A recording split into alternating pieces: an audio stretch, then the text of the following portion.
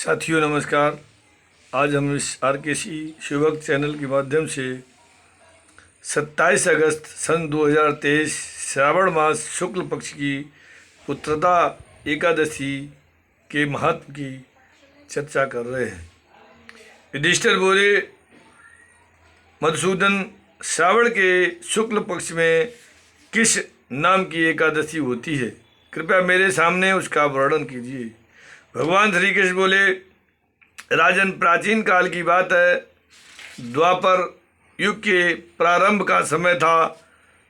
मैसमतीपुर में राजा महीजित अपने राज्य का पालन करते थे, किंतु उन्हें कोई पुत्र नहीं था, इसलिए वो राज्य उन्हें सुखदायक नहीं प्रतीत होता था।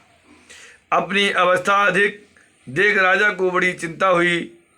उन्होंने प्रजा वर्ग में बैठकर इस प्रकार कहा, प्रजाजनों, इस जन्म में मुझसे कोई पातक नहीं हुआ। मैंने अपने खजाने में अन्याय से कमाया हुआ धन नहीं जमा किया।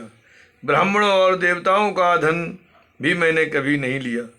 प्रजा का पुत्रवत पालन किया, धर्म से पृथ्वी पर अधिकार जमाया और दुष्टों को वे बंधु और पुत्रों के समान ही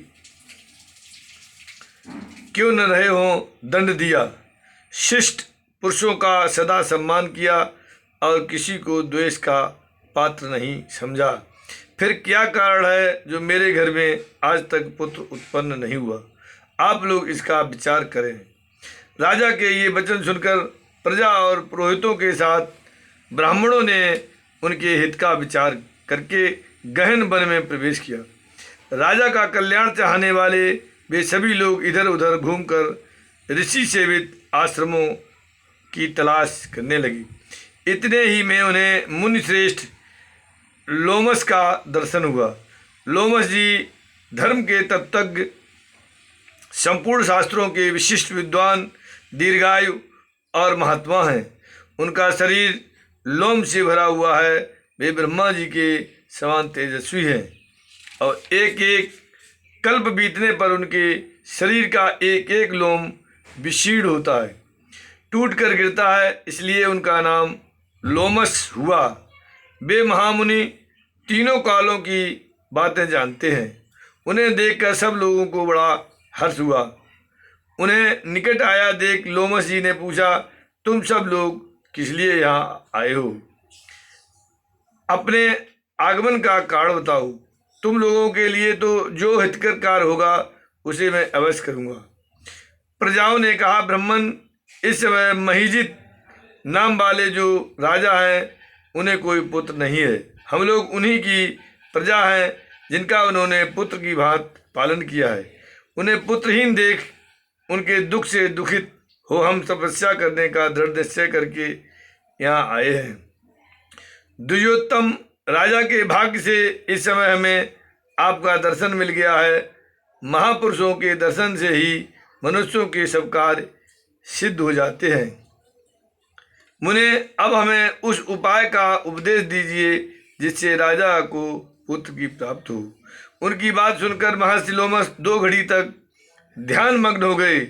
तत्पश्चात राजा ने प्राचीन जन्म का वृतांत जानकर उन्होंने कहा, प्रजावृंद सुनो। राजा महीजित पूर्व जन्म में मनुष्यों को चूसने वाला धनहीन वैश्य था। वह वैश्य गांव गांव घूमकर व्यापार किया करता था। एक दिन जेठ के शुक्ल पक्ष में 10वीं तिथि को जब दोपहर का सूर्य तप रहा था, वो गांव की सीमा में एक जलाशय पर पहुंचा। पानी से भरी हुई बावली देखकर वैश्य ने वहाँ जल पीने का विचार किया। इतने ही में वहाँ बछड़े के साथ एक गौ भी आ पहुंची। वो प्यास से व्याकुल और ताप से पीड़ित थी, अतः बावली में जाकर जल पीने लगी। वैश्य ने पानी पीती हुई गाय को हाँक कर दूर हटा दिया और स्वयं पानी पिया। उसी पाप कर्म के कारण राजा उस समय पुत्रहीन हुए हैं। किसी जन्म के पुण्य से इन्हें अकंटक राज्य की प्राप्त हुई है। प्रजाओं ने कहा, मुने, पुराण में सुना जाता है प्रायश्चित रूप पुण्य से पाप नष्ट होता है। अतः पुण्य का उपदेश कीजिए जिससे उस पाप का नाश हो जाए।